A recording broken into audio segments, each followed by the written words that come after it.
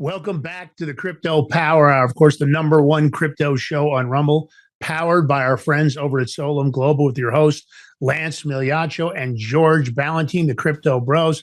And what is this? It's your ultimate deep dive into everything crypto, blockchain, and decentralized finance. Doesn't matter whether you're a seasoned investor or just a newbie just stepping into the world of digital assets for the very first time. We're going to bring you expert insights, top interviews, exciting new projects, breaking news, and game-changing innovations shaping the future of digital finance. Because on this show, in crypto, we trust. George B., we're back in the saddle. You've got a great education piece for us today. I'm excited about it. We had a great guest last time. We had the people from the NFT, the circus. Great stuff, man. NFT, the movie. Yeah.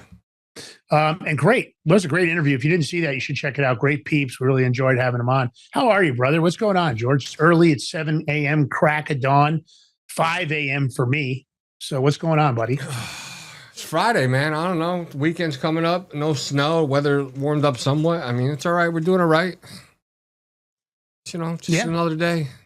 You getting any more snow? Tomorrow's Valentine's Day for all the people lovers out there. Little Valentine's Day action.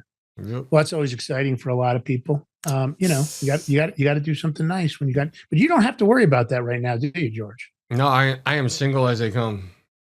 Yeah. Oh, wait. And Valentine's Day is my birthday too. You know where I'll be? Home. Probably better off if you had a relationship. It might be an expensive day. Although you could just swap and say, I'm not going to get you anything. You don't need to give me a gift. It'd be a cheesy way to do it.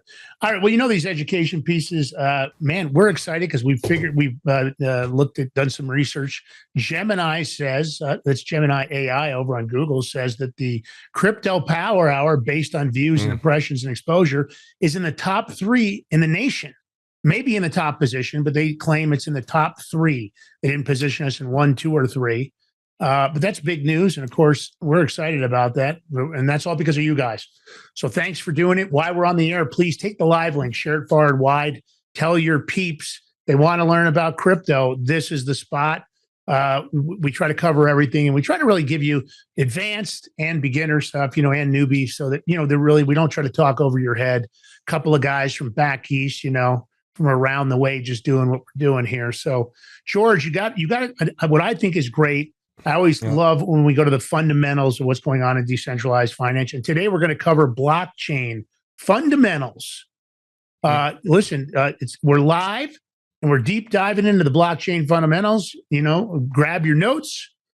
Oh, geez, you guys should prep for maybe advanced drop, and let's build the chain knowledge so you guys know what's going on in there, and maybe you'll get a chance to not miss out on generational wealth.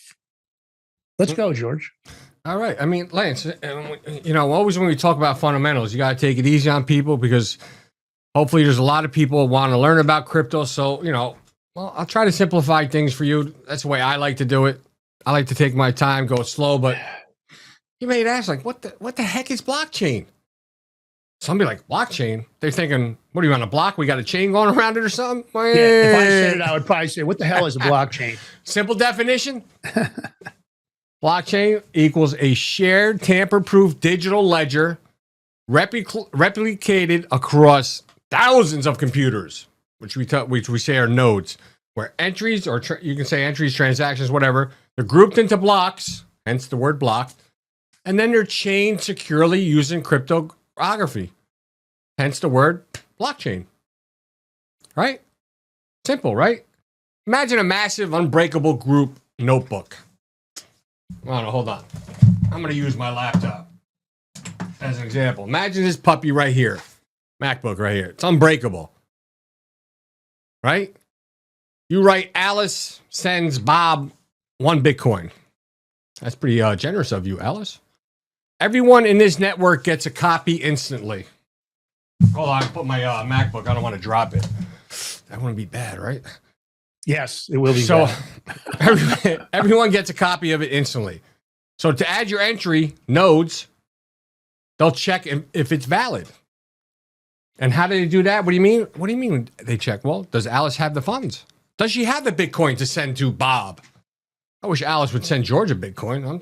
I don't know. No kidding, man. But once approved, it's locked forever. No eraser exists. You ain't erasing that. Once it goes through, it's it. It's done. It's on the blockchain. It's on the ledger. No bank, no CEO controls the notebook. Who controls it? The people do. That's right. That's the key perks. It's transparent. Anyone can audit it. It's immutable. It can't secretly change history. It's secure. Math locks it. And decentralized. No single failure point. This is why we always say if our voting systems in this country went in a blockchain, what I just said, it's all transparent. Nobody can audit it. No things can switch. Once the votes are on there, you ain't no switching or changing or none of that stuff. So we think, damn, why wouldn't the government use it? Great question. That's for another different story. That's for the Big Mig show. A different show. That's for our Big Mig show where we get into more politics. Yeah, exactly. This is about crypto. We're not going to go there right now. Yeah, let's not. This week has been a rough news week. George and I have been angry all week. Listen, for the people, I don't know if they know this. Do they know this? What's that? I think last week my TikTok account got banned. All for sharing stuff that was on the news. Yeah. I don't know. I probably got mass reported. I'm waiting to hear back if I get my account back, but I don't know if I should say this on air. I secretly made another account. Dun, dun, dun, dun. And why wouldn't you? Yeah. All right. They haven't got back to me. It's over now. Today's a week. They haven't reached back to me. So guess what I did? I gave them a 1-star review with some words of wisdom in the App Store.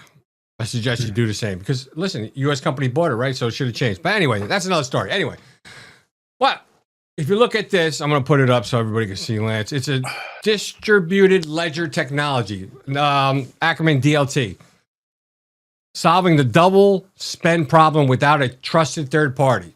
But they have it's a core innovation, cryptographic chaining plus consensus to achieve Byzantine fault tolerance. Byzantine fault tolerance. Byzantine. You know why I say time? Because my last name. T-I-N. Oh, yeah. That's why I say it. It's just normal to me, right? And if the network would be in your case, I'm going to give you a pass. I'm giving you a pass on that. It makes sense. Even though my name's probably pronounced wrong anyway. It's a long story, not for this thing. So if the network agrees even up to 1/3 nodes are malicious, the hashtag pointers link blocks. They can each block actually header. It's going to include the previous block's hash. Now I know you're going to be asking what a hash is. I want to get into that. I don't want to jump the gun and start talking about it. We need to go through the basics. We're not going to go through this infrastructure. It's all developed. There's a way of knowing it. So we got to start from the beginning for the people that don't know, because that's what we do. We educate. And now if you look at this we call it like what? Properties wheel right here. Distributed ledger technology properties. It's programmable. It's secure. It's immutable. It's transparent. They call it the perfect circle for why blockchain wins. I'm going to call it this. You know how they say the circle of life? Probably say like the circle of blockchain. Exactly. Use a circle. You might have just coined a new term. I know, right? we gotta secure that. Now, Lance, here we go. Here, look. This is a step-by-step flow chart. What am I looking at? I don't know. What are you looking at? Look at the first one. Transaction is requested. Somebody's putting in to buy order, or sell order, something. It's transaction. Right, then you have the 2, a block that represents the transaction is created. 3, you have the block is sent to every node in the network. And see how it goes round and round? You have nodes validate the transaction. Nodes receive a reward for the proof of work. That's right. You think nodes are going to work for free? That's why you have, when you do a transaction, sometimes there's transaction fees, gas fees. It's all on how nodes get paid.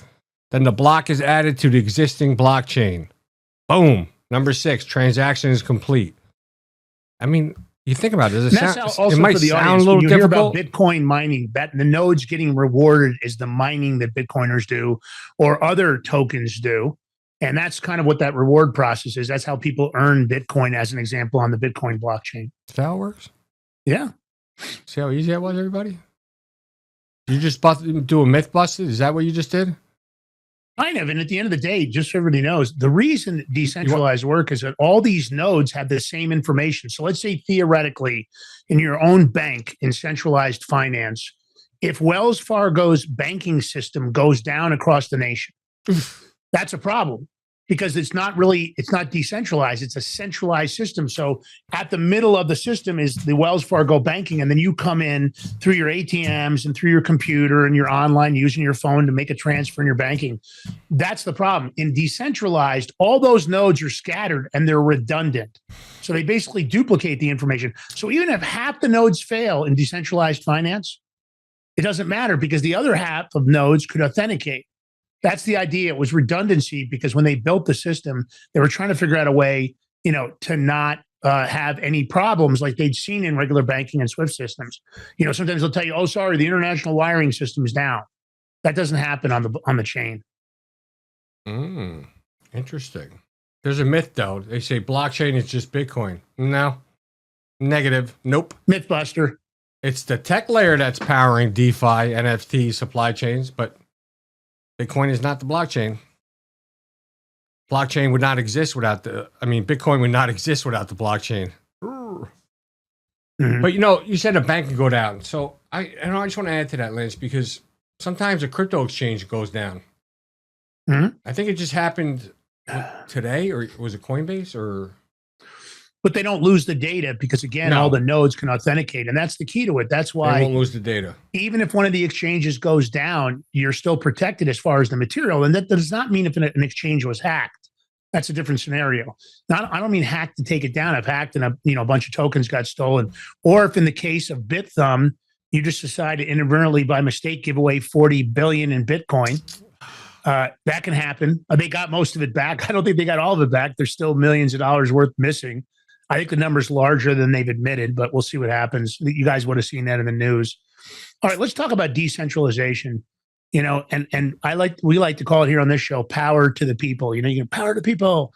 Because you don't have any central overlords. And I guess what I mean by that is, if you really want to simplify it, you got power and control, and they spread that across all these independent participants instead of one central entity, right? So in this case, make it simple, Lance. There's no president running it, the president of the United States or king or prime minister. Nope, it's all of you. And in traditional finance, that you'll have one bank that holds your money. They're going to set the rules. They decide if they want to freeze your account or if they want to, not pass a check through because I don't know if the signature matches. And that's they might do it for political reasons. You've seen them ban crypto companies on the bank. You've seen them do it to conservative Americans. Lots of companies have dealt with this over the years. Even Solum Global dealt with some banking issues early on where they kept getting debanked, they call it. So you have to look at that. Now, blockchain, you got a different scenario. You got thousands of nodes worldwide, and they vote on the validity of the transaction. So there's no single entity that says, I don't like the way George signed his check. And it's not a check, of course, but no, I don't like it. We're going to bounce it. That doesn't happen because in this case, you might have another 100 nodes and say, what are you talking about? It's fine. Put it through. So you have no single entity that is going to censor it, freeze it, shut it down, cancel it, debank it, because the nodes control the majority, right? And, so you got to think about, when you think about this fully decentralized, and Bitcoin, no company, Ethereum with foundations is like a semi company, permissioned, right? Enterprise planes like, Hyperledger is one for banks. And trade-offs, more decentralization equals higher security resilience. But of course, you also get slower and cheaper, less efficient. So, then this is a little bit advanced. So for some of you out there, you won't be able to, you may not be, you won't really completely understand it. But CAP theorem, when you apply it, and this would be for the advanced people, you can't really have full consistency, availability, and partition tolerance. Blockchains are going to prioritize IP, right? So it's going to be availability plus partition tolerance.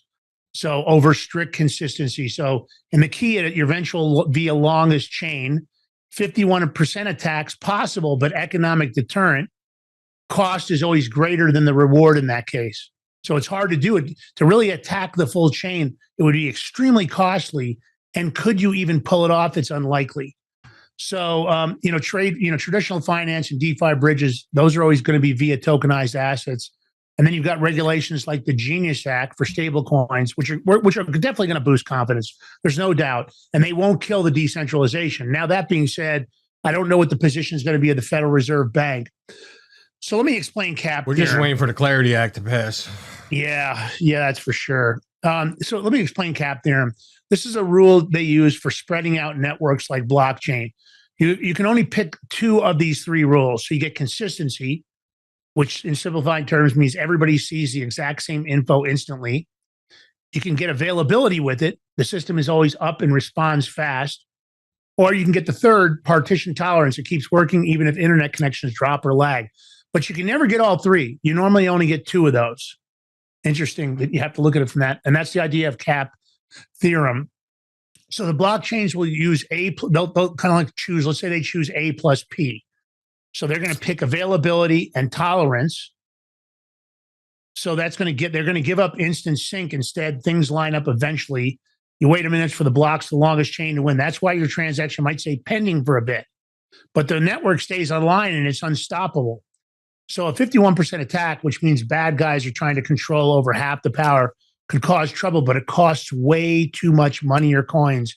And usually they can't justify the expense.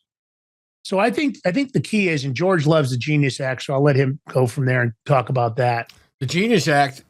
You want me to talk about the Genius Act? All right. Well, listen, everybody really likes it. It was good, but we still need more stuff. But it makes stablecoins safer, which pegs it as 1-to-1. It's 1-to-1 reserves. It's transparency. 1-to-1. Usually, stablecoin is always going to be worth $1. Never more, never less. So you're saying, like, why we need the US dollar and the paper dollar and all that? We don't.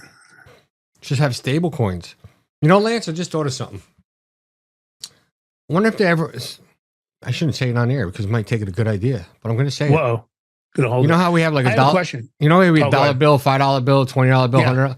Maybe we should make like a $100 stable coin, $50 stable coin. Yeah, I hear you. What? Pretty smart. I don't know why everybody does a $1 stable coin only, but here's something I got to ask you. I know you put up the blue chart, but I want to throw that back up a minute. The blue one? Yeah, the blue one. Yeah, I have just it for here. a second. I'm going to explain why. This is can you zoom in on that at all, George? Or is it difficult to do that? No, hold on. You go to the pink diagram at the very top first. I'm going to try to do the best I can without... It's going to be cut off a little bit, but... Okay, but I just want them to compare that. You take a look at that centralized version where you see the bank in the middle, and you can see there's only a one-way transit from the intercepts, which those could be like an ATM, a cell phone, a personal account on a computer. Now, and you see how they're not interconnected, and you've got that centralization in the middle. So this is a visual for you guys. When you hear about centralized finance, like our banking system now, like our SWIFT system, that's what it looks like. Decentralized finance, on the other side, if you'll notice, there is no central authority. And that's why they call it decentralized. But you'll see the interconnectivity between all the nodes in that case. And that's why it's redundant and it changes everything because, of course, you've got all these nodes are duplicating the information. So there's really no downtime for that. So that is what decentralized finance in your head. That's what you should keep in mind. I just want to give that to the audience for the beginners because I always hear that, like, what's DeFi? Well, I don't understand. And, to me, this really clears it up. So, a lot of people will say, and this is a myth to bust for sure. They'll say decentralized means no rules. No, it does not. Rules are enforced by code and the consensus. They're enforced by the community. The difference is it's not the bank saying they don't like George's signature on the check. The community would all have to agree they don't like the signature. Now, again, that's not a fair comparison because there aren't any checks on the blockchain, but there are digital signatures. So it is authenticating that. So that is not correct. So I think you got to look at what the value of decentralization is. And of course, maybe you've all dealt with problems at a bank. I'm ready to move on. I'm ready for the decentralized world. So, George, do we have to take a break? Are we close? No, we got like 10 minutes to go. Oh, okay, good. I'll let you know, bro. You good? What, you don't have faith in the production guy too? Yeah, I know. I know. I do a lot to the host and production. We're good. All right, let's talk about distributed ledgers. I think we should go to that next. The ultimate shared truth, right? Who keeps it going? The Army keeps it honest. Like Lance was just talking about. It's no one central authority. It's no banking. It's the people, the nodes, the Army. And this is why the Clarity Act is being held up, because the banking association tried to sabotage it. Oh, yeah. For their greater good and not for us. And they got called out on. So it got pulled back, and they have to make changes to it because. And I want to say one of the big things they've been complaining about behind the scenes is the staking. They realize that the interest rates that staking has offered people so far exceed the interest rates they've been screwing us over on. They don't want people to be able to make interest or be able to borrow against their cryptocurrency, because they realize because you can also borrow against it at a much lower rate than what banks offer. So they are not happy about that. That's their biggest problem. And I say they need to suck it up, Buttercup. I don't give a shit. You guys have had your heyday. It's time for the world to move on. All right, let's go. Distributed ledgers. What is it? It's everyone in the network has the same exact copy of the record book, the ledger. You know how you ever have people have a business, have their ledger, they're putting all their transactions, everything, whatever's in there. It's all in there. But everybody has the same exact copy. So it cannot be changed, cannot be altered. It's all the same. And it actually stays in sync across all the computers, which we call them nodes. I'm going to keep saying that so you guys understand what a node is. So a guy can be in Brazil, another one in England, another one, I don't know, France, wherever. You have nodes all over the place with their computers. And they run the blockchain software. So let me give a little beginner breakdown so everybody understands. Every node, or computer as we should say, keeps its own copy of the full transaction history. This will okay, so you know how you do a Google Docs? You know, you a bunch of people making a Google Doc and it's all shared to them. If somebody makes a change, it's automatically the other person sees it. It's almost like the same thing. Is that easy enough to understand? I hope so. Some nodes store everything, full history. I mean, it can be a lot of information. Could be like over 500 gigs just for Bitcoin. These are called full nodes. Full nodes, small nodes. Others are light nodes. Hey, he's a light. He's a middle. They only keep the important basics and trust the full nodes for the rest. It's like, I don't know, check if you're going to check the headlines instead of reading the whole newspaper. Me and Lance, we're here to give you the whole newspaper. You might read the headlines. Oh, let me go watch the Crypto Power so I can get the whole thing. There you go. See how easy it is? Make it simple. When a new transaction happens, once again, we're going back to Alice sends Bob a Bitcoin. I don't know why I shouldn't send George one. I think I should change. It should be Alice sends George one Bitcoin. That's all right. It gets broadcast, sent out to the network. The node checks it. It's the signature real. Does Alice actually have the money? No double spending. If it passes, the group agrees via consensus and it adds to everyone's ledger copy. But they also have other things. You have miners and validators. I always say validators. I don't know why validators. They add new blocks and get rewards. They have relays. They just pass info around. Then you have archive nodes. They keep super old history for looking back far. So there's different kind of nodes. But you know what? It's just like a company. You have different positions, but they all make the company run well. Think of it, I don't know, like a neighborhood watch. Full nodes are the ones who remember every detail. Light nodes just show up for the quick checks. Everything. You have advanced. Sounds like some women I used to date. Yeah, we have, let's listen. We have short and simple, right? You have nodes talk to each other using a gossip protocol, like friends spreading news. I don't know, it sounds right. It's like, what? Yep. One tells a few, those tell a few more, and soon everyone knows. It's fast and reliable, even some drop out. So, for instance, few friends, whatever. They tell Crypto Power Hour, we just relay it out, and they all know, but it's only for them. Our chat does that. That's why we have everybody in the chat. That's why we have our mods, because they'll spread the word, and we appreciate that. Thanks so much. And if you're in the chat, leave some comments. I want to comment on this just really quick, George, because I remembered something I meant to say at the beginning of the show. In the Rumble algorithm, comments matter. So throw in some comments in there. Ask us questions. Suggest shows or topics you'd like to see us cover. Get in there and leave a bunch of comments. It's really valuable when it comes to the Rumble algorithm. So whatever you can do, and then don't forget to take that live link, share it far and wide. George, I didn't mean to step on you. No. Go ahead, brother. I just think it's important because I didn't realize that comments really mattered. It's an important part of the process. The interaction with our listeners. Once we go on break, you're going to tell me where you got this information from. Yeah. I think I already know, but it's all right, though. Mm-hmm. So what do we got? Short and simple nodes. It's all right. And so sometimes you're going to have to stop the fake nodes from flooding the system. They call this a Sybil attack, SYBIL. Blockchains make it expensive. You have proof of work costs electricity, hardware, computers, everything. Proof of stake locks up real coins as collateral. Now, if you think about, I don't know, we'll talk Bitcoin. Bitcoin has around 15,000 active nodes worldwide. Eek.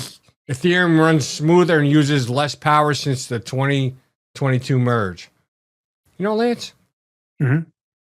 Why can't they get Bitcoin to use less power? You know, they're working on it, but it's a tricky thing. And I think a lot of it's got to do with the code. Who is they? And the way, I think it's the people. There are a lot of people, the Bitcoin Foundation, others that are trying not Epstein's people like people think, right? No, hopefully not. Hopefully it's not Epstein's people or the intelligence organizations of the Mossad. At least we hope not. You know, there's a lot of stuff in the news. Well, I don't know what to think. No. But I do have to say this. I said Epstein's people. The biggest problem with Bitcoin is that it's compared to a lot of the other chains, it's on a relatively antiquated network. That's what makes it tricky, because Bitcoin is a store of value. But I'm always concerned about the future of Bitcoin. Is there a way to modernize it so that it can catch up to the speeds we're seeing in, Web 2 and Web 3 coming up? So anyway, that's one of those things you just is always in the back of my mind. If it ain't broke, don't fix it. It's doing pretty good in my eyes. Yeah, it's not doing bad. But there will be a time when quantum computing comes out. But anyway, so you had the 2026 update, right? That's what we're giving you right now. More big companies and institutions are running their own nodes now for better rules compliance, audits, and to join the secure network directly. Yeah. I don't know if I like that. Well, the nodes have to be on the network, so they can't really run independently. But the idea of having nodes in-house, I can see why institutions would want to make sure they maintain their own nodes, because, of course, you have to worry about customer data, especially with KYC going into full force, because everybody wants regulation, so we know who the clients are. So when there is fraud, you can track people down. One of the difficulties in the early parts of the chain, the reason that even now recovering funds is so difficult, because there's not really any organization, even here in the United States, recovering funds, even if you know who took the money, is not easy unless you can get the full force and effect of the FBI on it. And it doesn't happen often for the transactions that aren't the big monster ones, like an FTS transaction or a hack that had to do with I'm going to put up this diagram. You talk about it. Yeah. So really what we wanted to show you here in this diagram is just kind of give you an idea of what this stuff looks like when it's going onto the chain. So this is a network diagram, and it's showing you the nodes, the ledgers, the consensus, and it shows all the connections. So if you take a look there, you can see how everything's interconnected and how it moves one group to the next. You've got peers, you've got neighbors, you've got agents, which could be AI agents. The idea is that that's what it would basically look like if you saw it on a network diagram, when normally you might not see that tier down look or that crossover group. It's not really what normally happens. So, the more honest nodes there are, it really equals the more unbreakable the network is, because the more nodes you have validating and authenticating, I think that you're going to see a massive push this year. Enterprise technology is definitely going to join this node army. We're seeing it. We're seeing a lot of stuff even happening on people's residences. We've got these small Bitcoin miners that people are using. You're seeing more and more people getting onto the chain and authenticating transactions. Sure, they want to be mining Bitcoin or other tokens, but the idea is by those people joining the group, it becomes more mainstream and it becomes more reliable and it becomes faster. And that's the key to this. You're not going to get that in a centralized network. It's never going to happen. All right. Next on, we got the block and the chain. How does the block link the chain links up? I went over definition. I'm going to go over it again. There's another one. Transactions, they get grouped into blocks. Think of it like, I don't have it. Oh, wait, I do. Think of it as pages in a notebook. Huh? These blocks are linked together with special codes. They call them hashes. They're going to form an unbreakable chain. You ain't breaking this, baby. Once added, you can't change anything without everyone noticing. So it ain't going to happen. So block is like we're going to say a page or two parts. You have the header, top info, includes a timestamp, when it happened. You have a special code from the previous block so it links back. They call that a summary code. And this is of all transactions. It's called Merkle root. What the hell is that? I'm going to put up a little diagram so we go through it. Yeah, Merkle root, right? You're not thinking of Steve Urkel. It's Merkle, by the way. Merkle root. And a random number which is another, they use nonce. I know, there's a lot of lingo you have to know for this. And it's used to make the block valid. Then you have the body. It's the main content. The list of transactions. Alice sent Bob 1 Bitcoin. Should have said George, but how the chain stays unbreakable. Every block has the hash. And think of it like a unique fingerprint. This is of the block. And if you try to sneakily change even one tiny thing in this old transaction, the summary code, which is Merkle root, changes. The whole block's hash changes. It no longer matches what the next block expects. The chain breaks. All nodes say, nope, ain't doing it. Negative. Reject it. That's how, see? And you know something, Lance? I should say with nodes, nobody really know who the nodes are, in essence, I believe. Because there's so many of them all over the world. It's like, you're not going to know. But if you look at like a chain of Lego blocks where each one is glued to the previous one's exact shape. Change one piece, and the whole tower falls apart. Everyone's going to see that. Like, brrr, ain't going to happen. Now you have here, look, Merkle trees. I know, it's crazy, right? Yeah, it's like think of it like a family tree of hashes. Transactions, they get hashed in pairs. Those pairs get hashed together. And so on and so on. And then one top hash, the Merkle root. This tree lets you prove a transaction in a block super fast. It's not going to show the whole list, but it's going to go super fast. Then you have Bitcoin blocks. They're small, 1.4 megabytes, something like that. And it takes about 10 minutes. Each Ethereum's main chain is slow on purchase for security. And I always say, I always take security above anything. So it's all right if it's a little slower, take security. But why? Why does it have security? It's going to think of it like it's going to buy like 2-layer solutions. It's going to bundle up tons of transactions, process thousands per second. It's going to scale magic for 2026 speed needs. Now, as we keep evolving with our technology, things will speed up even faster. When quantum computing comes out, as long as you have the power to run it, it's going to be all right. Nodes. All right, so if you can look at this, Lance, I think fast chains. You have some of them are like Solana, XRP. They're pushing millions of TPS, right? But their scaling wars are heating up. You're going to heat up this year.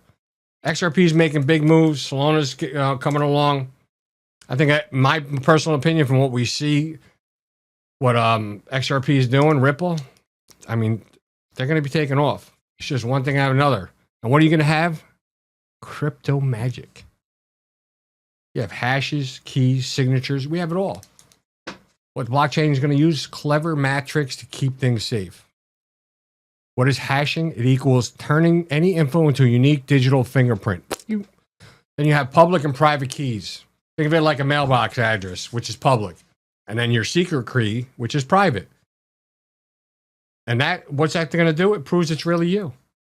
That's why you never give your private keys away to anybody. And you store them in a fireproof, warm, waterproof place. And don't let nobody know. Probably keep it in 2 different places just in case.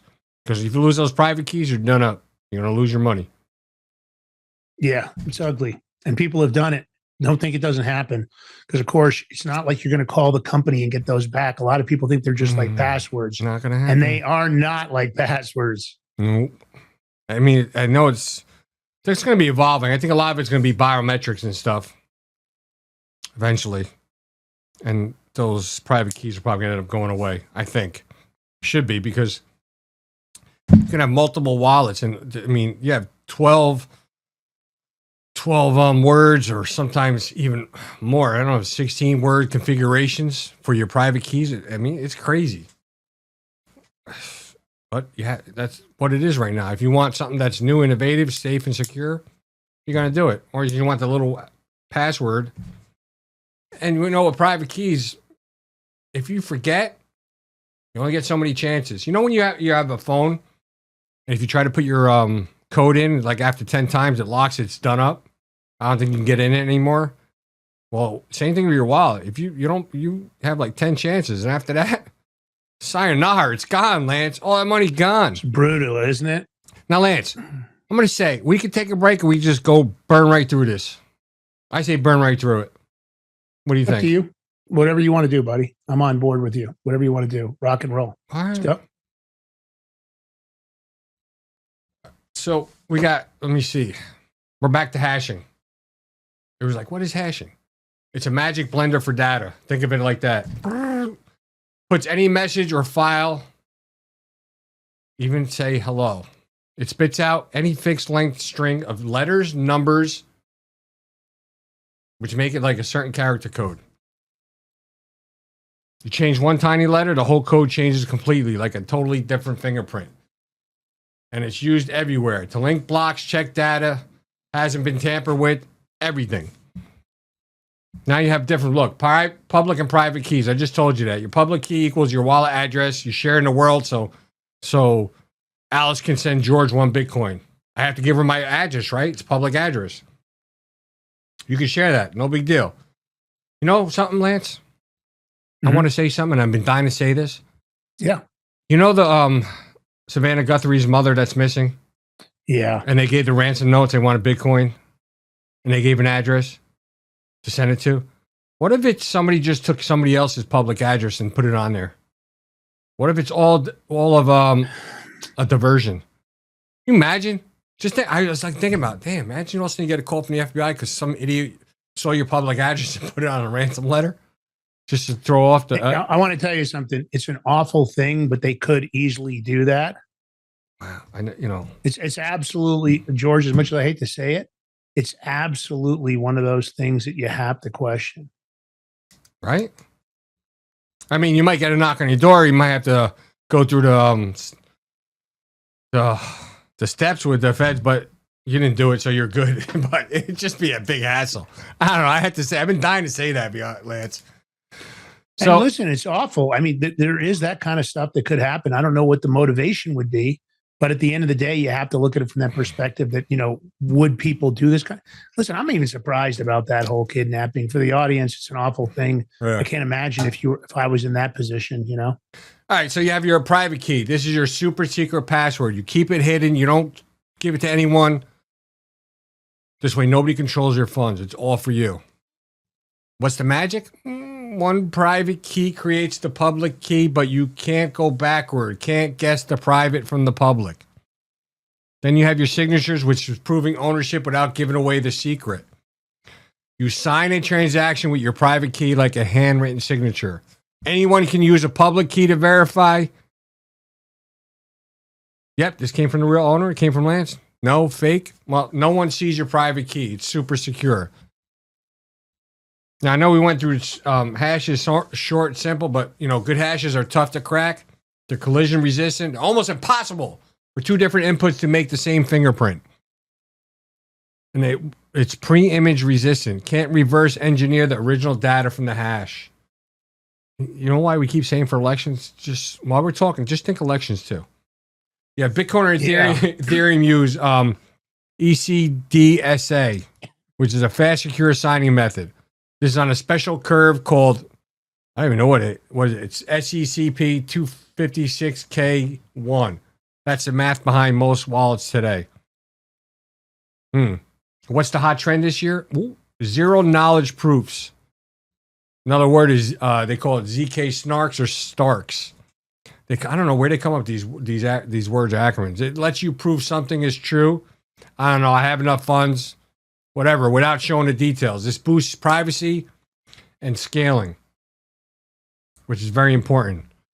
Lance, I'm going to put this up. You want to take this one so I can get it ready? Go ahead. Rock it, baby. Yeah. So so we tried to pick out some charts because I always think visuals are helpful because, you know, you're talking about, you know, hashing, you're talking about cryptography, you know, and you're talking about seed phrases. So anyway, just to explain, this is the hashing flow. So, you know, your initial order might be plain text, and then it goes into a hash function, and then it goes into a fixed hashed output. So that's basically when it goes into the hash. That's when you're getting the encryption. So I always want to explain kind of so that if you're in your computer and you're placing an order, I'm going to send George one sat. This is how it starts, and it's kind of the flow of what One it looks sat? like. Yeah, that's crappy, isn't it? Cheap, bro. Did you see how I did that to you, bro? I want to give you one sat. I knew you'd go for the Bitcoin. I'm going to just give him one Satoshi. One Satoshi? You couldn't give me like 100 Satoshis at once? Yeah. So anyway, the hashing flow. So I like, a great representation of cryptography when you see it with a key. So if you look at this next image here, you'll see the terminal there, and that's the sender. And you can see right there how the communication, it isn't encrypted, of course, until it starts to go into it, and you'll see where it starts to encrypt right there. It's the next image, George. Mediate. Oh, sorry. No, it's okay. And so this is the kind of the next version of what I just showed you, and you'll see how it encrypts, right? And then once it encrypts, it goes into the decrypt on the other end of it. So you've got the hash process in the middle. So you've got hash functions, you've got plain text, then you've got the encryption hash function, and then you've got the fixed hash output when it actually decrypts. So that's kind of how it works. And then because you've got both keys, it'll come back to you and it'll double check before you're giving it. It authenticates the account. So this is why it's so secure. It's not like you're in the bank and it's only one-to-one, because all along the way, the nodes are authenticating that entire transaction. And so you can see, and let's do this again, because this makes it, again, a lot of people get confused about this. You got the sender, which is the key generation, public, private. You've got the signing algorithm. You see that? That's where the signature is created. And then you've got the message, which is exactly what you're doing in there. So that messaging, you can see before it ever gets to the receiver, that's the chain in the middle. And that, if you really want to represent it correctly, let's say there would be 100 nodes. And they're doing all of that simultaneously. So the receiver then gets that key, has their own key because they're receiving, they've got their account. You guys know you might have an account on Binance or Kraken and you're sending it. And it verifies the algorithm that's produced. And then the message is what was sent. So you get to send whatever it is, and then there's a comparison that happens. This is why it's so secure. In regular banking, it goes through a wiring system, and the SWIFT system is antiquated. And that's why people have so many problems with it. So you get digital signature process, sign with private, verify with public, step-by-step flow. And that's kind of, for everybody out there that always struggles with that, I think it's a great way to do it. It is, but what does it happens when you have a group agreement without fighting? You have a consensus and how the network agrees on which transactions are real and who gets to add the next block. There's no boss. It's all just fair rules. And what has that come about? What do? It's called POW, not the one you're thinking, proof of work. It's like, they say it's like tough math race. Miners compete to solve a hard puzzle. The puzzle, find a secret number called the notes. More of these names, I love it. So when you mix it with the block data and it runs through hashing, what's going to happen? The results are going to start with lots of zeros. First one to solve it shouts, "I win," almost like bingo. Like bingo. It adds to the block and gets a reward. Bitcoin uses this. It's secure, but uses a ton of electricity. They have mining machines that probably can heat houses. That's how much electricity or heat it generates. It's crazy. A lot. Then you have proof of stake. What? More? What? POS. Not the POS you're thinking. Proof of stake. It's like a lottery with skin in the game. You stake some of your coins as collateral to become a validator. Think of staking like you're holding it in an account to gain interest when you can't use it. The more you stake, the better off your chances. A random picker chooses one validator to propose the next block. If it's good, others check it, add it, and the winner gets fees as reward. Now, Ethereum had switched to this, and it's much less energy, faster in many ways. Then we have simple and short again. Here's that word, Lance. What is it? Bit9? Bit9 fault tolerance, they call it? I think it is. Bit9 fault tolerance. George, you're looking. I see where you're looking. I didn't know what chart you had up. I want to make sure. Yeah, I don't know. Did I lose my place on what I'm doing? Probably. My ADHD just kicked in. Yeah. Bittenstein fault tolerance. This network can handle up to less than 1/3 bad or lying nodes, bad actors, whatever. It still agree on the truth. Most blockchains aim for this, so a few cheaters can't ruin everything. Hold on, I gotta get rid of this. It's messing me up. Sorry, guys. Now, Ethereum's proof of stakes, plus their upgrades like dank sharding. Such a weird word, dank sharding. And ZK rollups. Yeah, you know, I hate to say it, but I agree with you. You could go dark with that. Yep.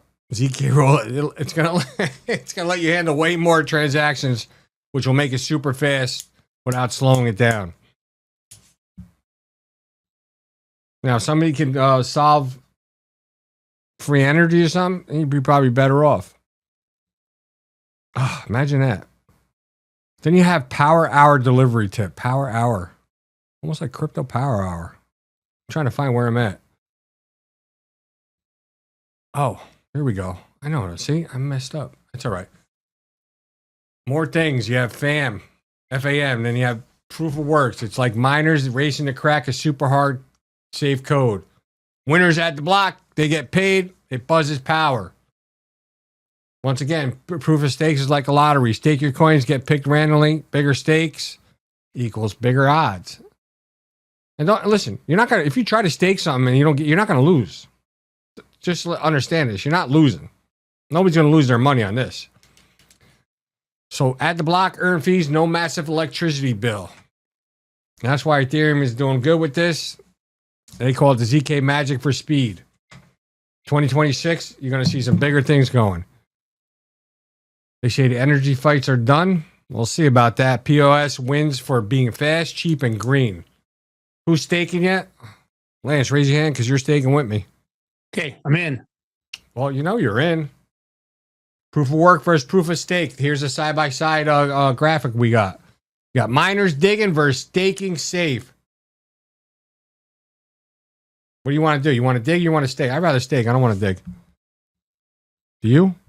I don't. Then you have how proof validation works. I probably should have put this up when I was talking, so I apologize, everybody.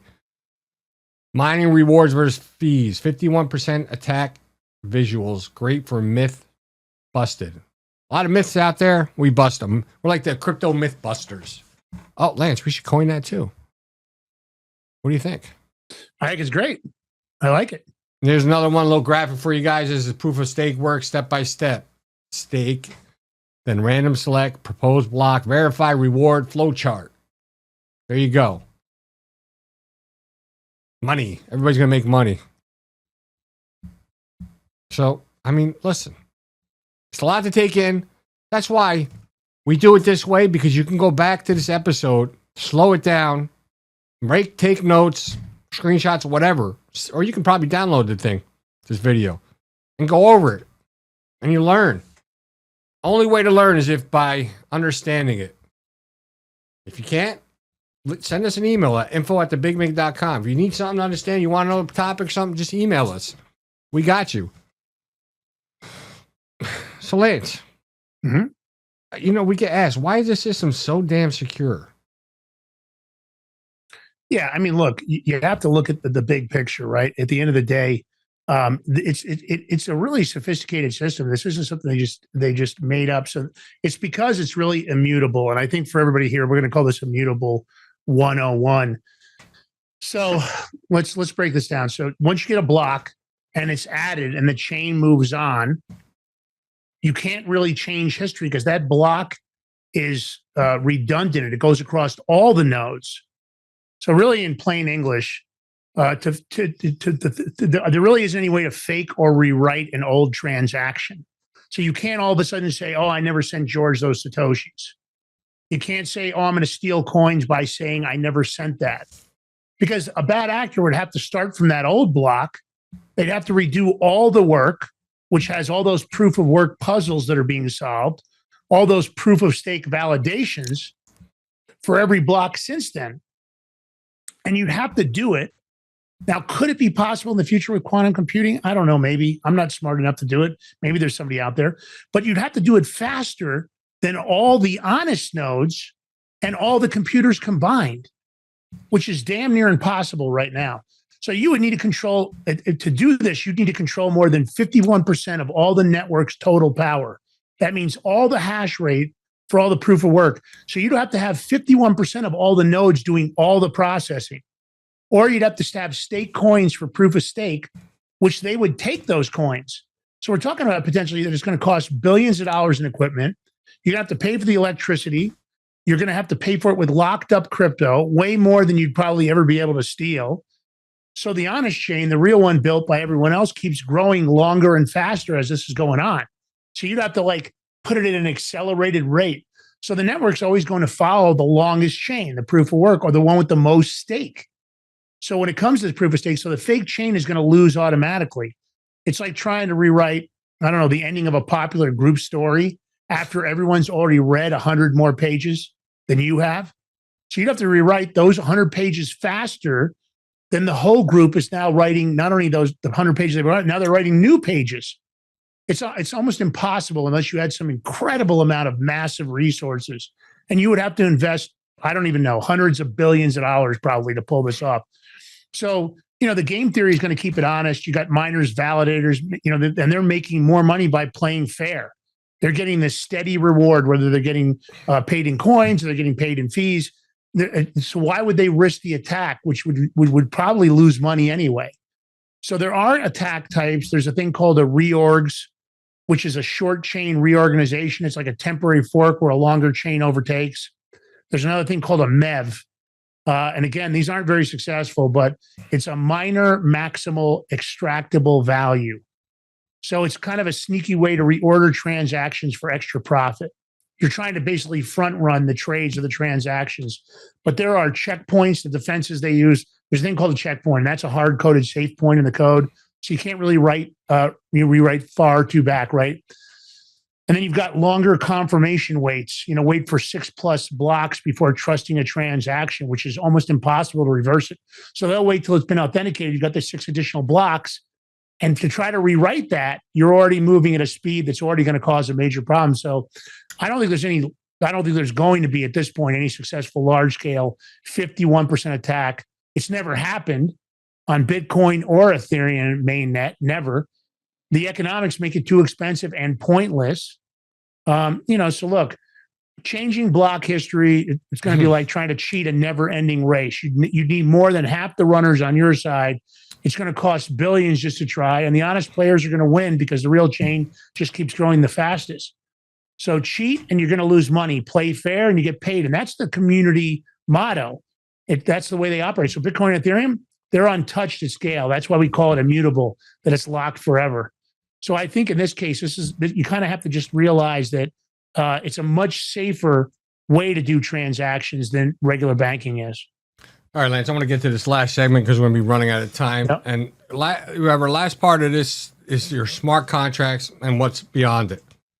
What smart contracts? Well, think of it just like automatic computer programs that live directly on the blockchain. And they work like very super trustworthy vending machines. Yep. Put your money in, you put in the right money, which you say is your payment. The machine will automatically give you the soda. It will transfer your ownership, send tokens, whatever. No cashier, no middleman, no waiting for someone to approve. It just happens by itself when the rules are met. So if you send me one Ethereum, that's right. You can send it to my Rumble wallet right here in the Crypto Power Hour if you want. It will automatically send you the, let's say if I had, I don't know, NFT for ownership proof. Or if the price hits $100, you automatically pay out to everyone who bet yes. It runs 24/7 on a blockchain. No one can stop it. Everyone can see the rules. Once live, it can't be changed. No need to trust a person or company. The code is the boss. The code is the boss. Smart contracts, vending machines on steroids. You put the coin in. I'm going to say it again. You get the prize instantly. No humans needed. Now, if you look at Ethereum, it'll let you code full apps and solidity. But watch for the bugs like the old DAO hack. Fast forward to 2026 now. DeFi's roaring back. Tokenized houses and stocks are everywhere. And the Oracle's feed live is real. World data, so everyone keeps running smooth. Well, man, programmable money's here, fam. I'm telling you. It's here and it's not going anywhere. Lance, what is going to be next? You want to wrap this up? You want me to wrap this up? Yeah, I think let me say this. At the end of the day, every time you come to the Crypto Power Hour, this is what we're going to do. We're going to try to break it down. If you have any questions, first of all, hit us up at info@thebigmig.com if you'd like us to cover certain topics. We're on every podcast platform. So you can subscribe to us on Rumble, Spotify, you name it, we're everywhere. So it's a great way to listen.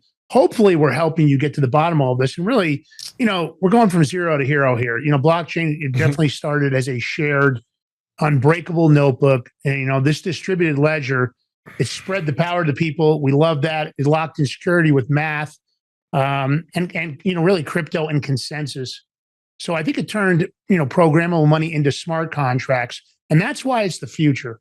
That's why you want to really educate yourself. You can catch us here always Wednesday at 7 a.m. and Friday at 7 a.m. This is the place that we'll try to take the time to get it. So subscribe to us on all the podcast platforms. Find us on Rumble. There's a reason that we're the #1 show. We'll cover news. We'll have great interviews. We're going to have some great interviews we're getting ready to book right now. So good stuff coming up. 7 a.m. on Wednesdays, 7 a.m. on Fridays. And if you like us, we also have the Big Mig Show, 11 a.m. Eastern Standard, Monday through Friday. And that's our Joe Rogan style show, or Sean Ryan. We covered a lot of topics, a lot of great guests, health, MMA, special forces, authors, documentarians, comedians, you name it, we cover it all. So check us out over there. We're the fastest growing show on Rumble, at least in the top 3 or 4 right now. So you definitely want to give it a check out. And then also follow us on X. It's the Crypto Power Hour. Our sponsor, a great company that's making some big moves, Solum Global on X. You can also go to their website, check them out, solum.global. And if you want to throw us a $5 subscription, please do. If you want to hit notifications, do that. Leave a comment in the chat. And also, listen, let's face it, you can throw us a Rumble Rant tip if you like. And we also have the Rumble wallet available. So Rumble's got our wallet. You can tip us in crypto. George is always trying to get 10 Bitcoin at a time. But listen, we'll take anything. Whatever you guys got. George, last words on the way out of gate, my brother. We'll see you at 11 o'clock a.m. Eastern time for the Big Mig Show. If not, you all have a blessed weekend. Happy Valentine's Day to all the lovers out there. I hope you have enjoy it. Buy your girl flowers or your wife flowers. It means something. Peace out.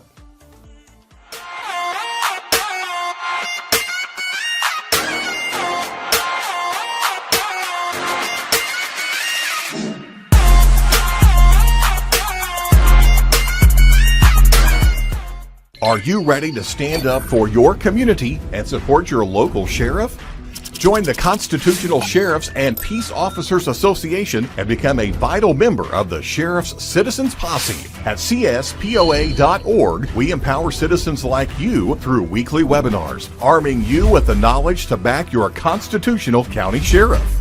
Together, we can uphold our Constitution and ensure liberty and justice for all. Your community needs you now more than ever. Visit CSPOA.org and join the Sheriff's Citizens Posse today. Make a difference. Stand for freedom. That's CSPOA.org. Your country, your fight, your future.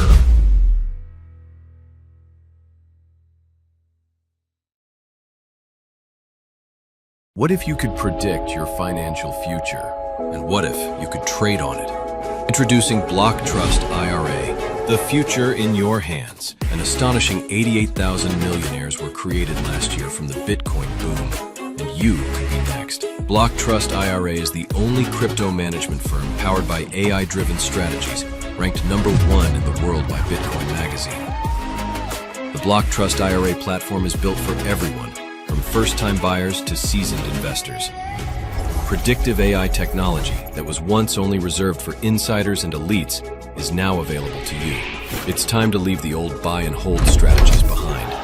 Your assets are protected with military-grade security, offline cold storage, and $200 million in insurance. Visit BlockTrustIRA.com to book your free consultation and ask how to claim up to $2,500 in deposit bonuses today.